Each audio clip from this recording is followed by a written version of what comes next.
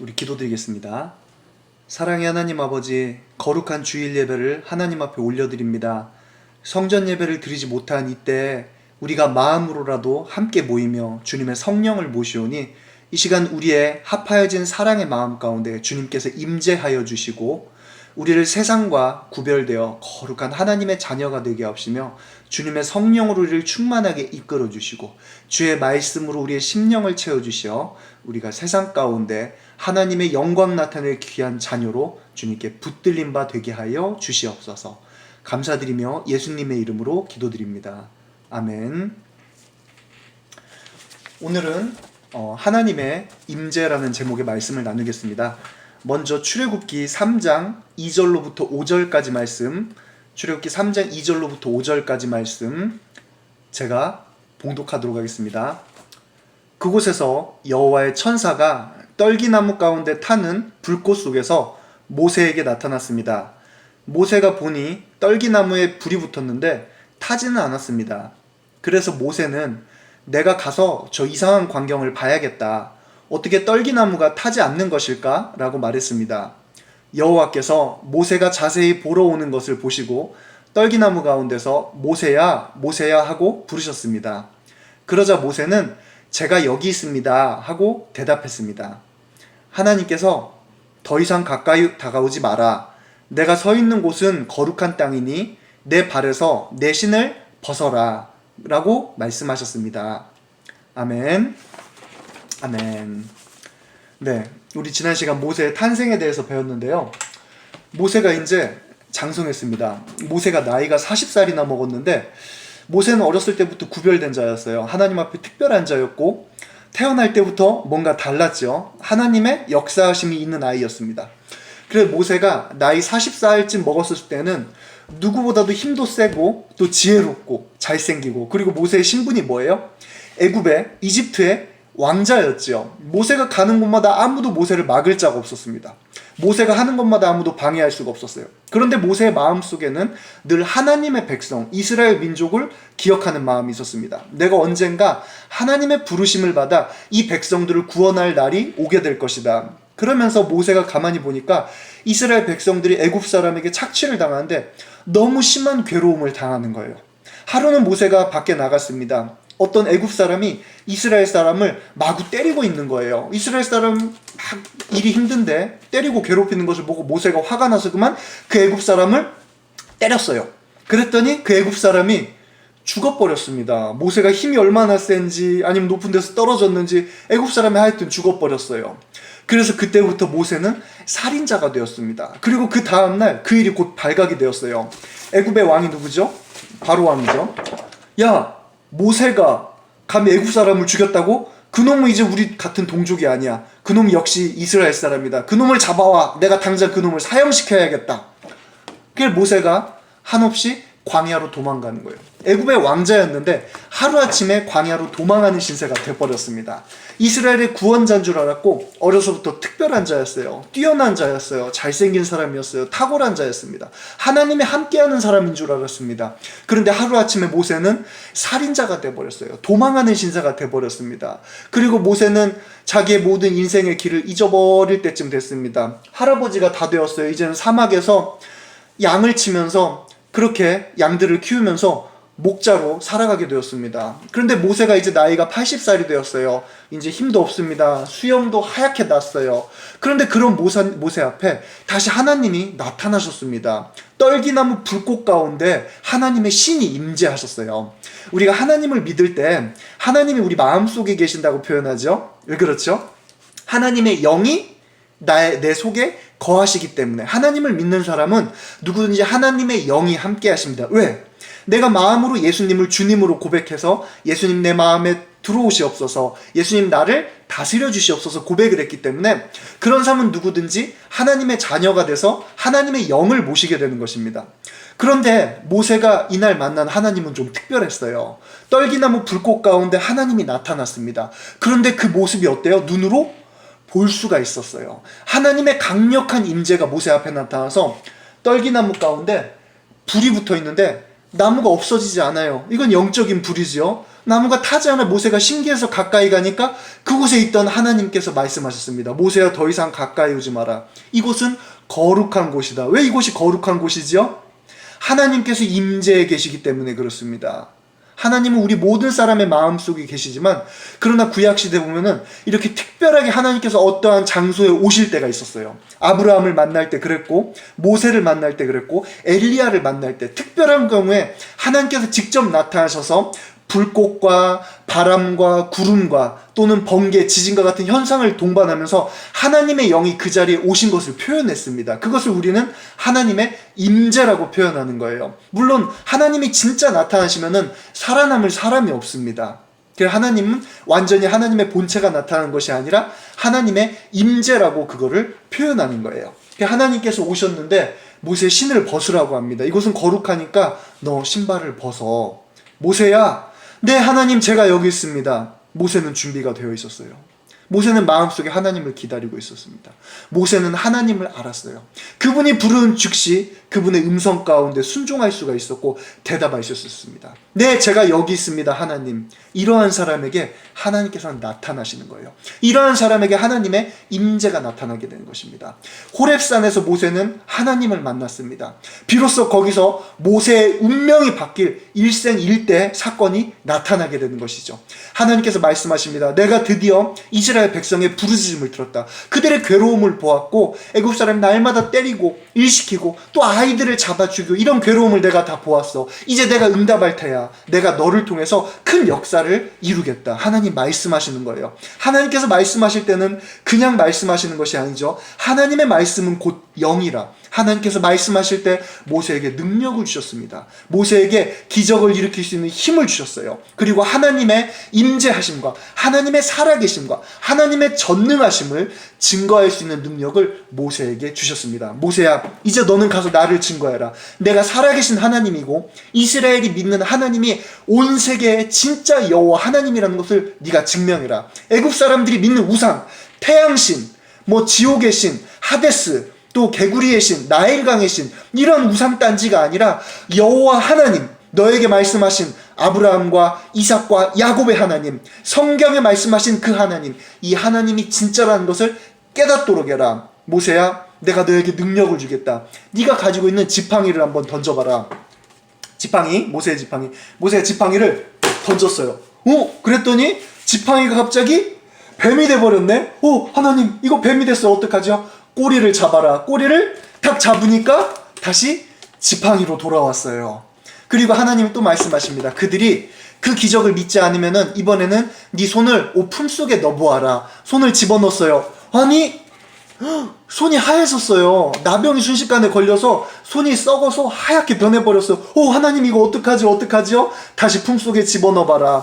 품속에 집어넣었다 꺼내니까 손이 멀쩡해졌네. 정상이 됐어요. 모세야, 그리고 바로왕은 강팍한 자야. 내가 그를 알아.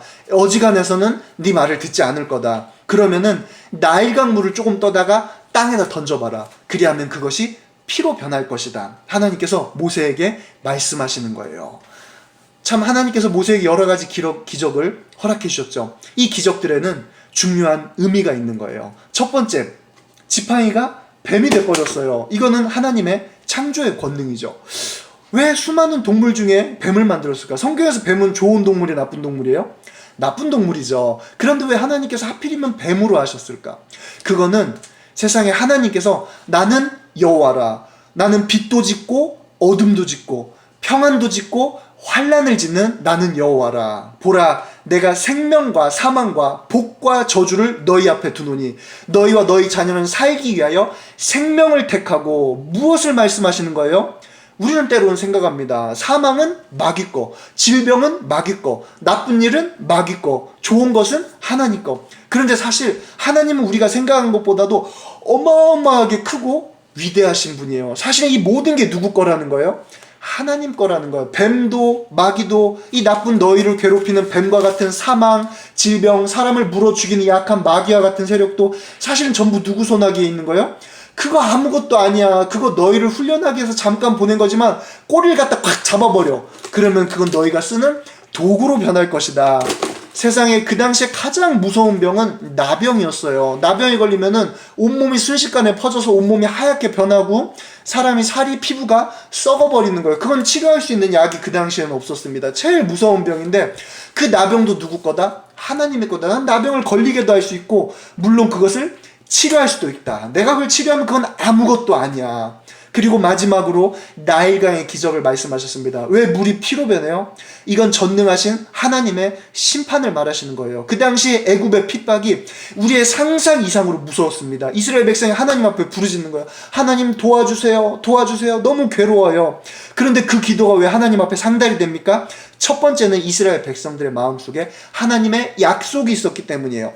두 번째는 애굽 사람들이 너무 악했습니다. 하나님은 악한 걸 좋아하시지 않아요. 악을 물리치는 것이 하나님의 일입니다. 애굽 사람들이 얼마나 악했는지 이스라엘의 남자아이는 전부 다 잡아다가 나일강에 빠뜨려 죽여버렸어요. 상상해보세요. 얼마나 잔인한 장면입니까? 온 동네에 있는 남자아이들, 어린아이 2살 아래에 있는 애기들을 잡아다가 나일강에다 던져버리니까 나일강이 전부 다 피가 돼버렸어요. 악어가 아기를 삼킵니다. 아기들의 피가 온 나일강 전역에 퍼지고 모든 부모님들이 울고불고 난리가 나는 거예요. 온 애굽의 곡성이 끊이지 않는 거예요. 하나님 너무 괴로워요. 너무 억울해요. 하나님의 백성의 이 괴로움과 억울함, 이것이 비로소 하늘의 상달이 되게 되는 거예요. 그게 바로 기도예요. 그게 바로 기도예요. 일제시대에도 우리는 괴로웠지만 그거보다도 더 어쩌면 너무너무 무섭게 아기들을 잔인하게 죽이는 학살이 애굽 속에 이루어졌고 날마다 이스라엘 백성들을 때리고 괴롭히는 애굽 사람들의 악행들이 끊이지 않았습니다. 그래서 비로소 하나님 마음속에 결정하는 거예요. 내가 가야겠다. 하나님이 가면 무슨 일이 벌어지는 거예요? 하나님이 오시면 악에 대해서는 심판입니다. 그러나 선에 대해서는 보상이 되는 것이죠. 하나님께서 오시는 것은 하나님의 백성에게는 기쁨이요 영광스러운 날, 축복의 날입니다. 그러나 하나님을 싫어하는 사람들에게는, 악인들에게는 그것은 심판의 날이요 징벌의 날인 것이죠. 여러분, 혹시 예수님이 얼른 이 땅 가운데 다시 오시기를 바라십니까?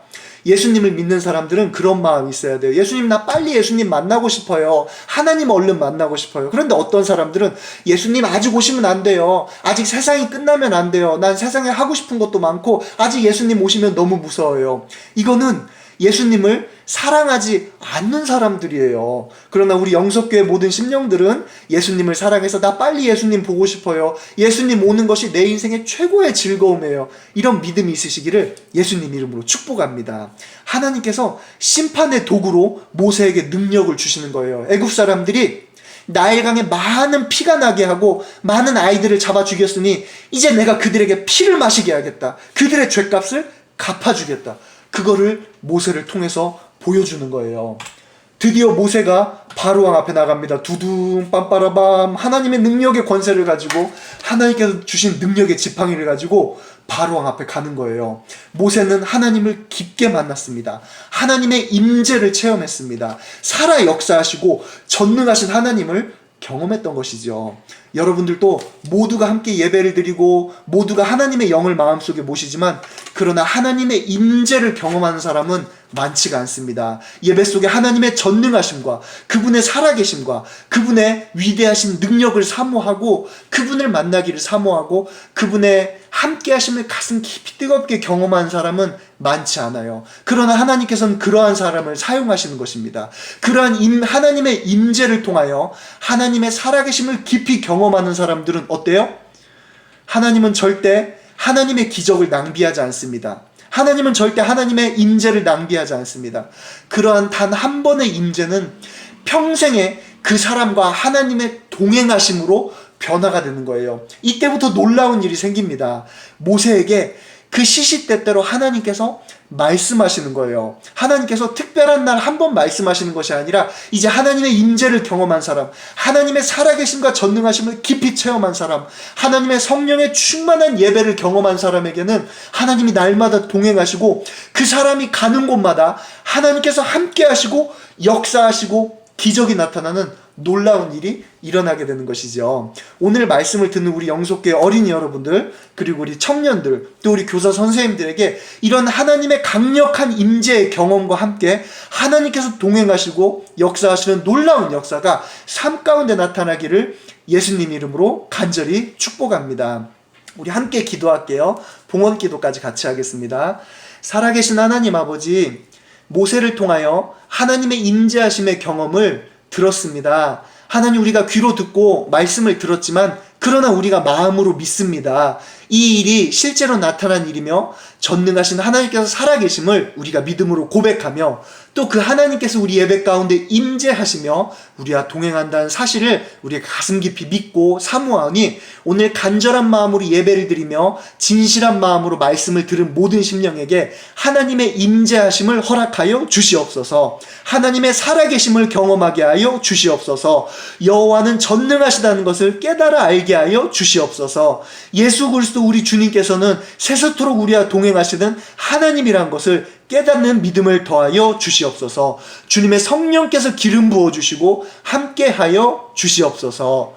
주님 은혜 감사하여 예물과 정성 드립니다. 주님 앞에 마음을 드리며 시간을 드리며 정성을 드리며 예물을 드린 모든 심령에 주님께서 700 복으로 갚아주시고 또 30배, 60배, 100배 복으로 갚아주시사 그들의 일평생에 하나님의 임재하심이 나타나며 하나님의 도우심의 손길이 그들과 함께함으로 하나님의 살아계심이 그들의 삶을 통하여 증거되는 놀라운 축복의 통로, 기적의 통로, 믿음의 통로, 성령의 통로가 되는 놀라운 역사를 일으켜 주시옵소서. 감사드리며 우리 주 예수 그리스도 이름으로 간절히 기도드리옵나이다.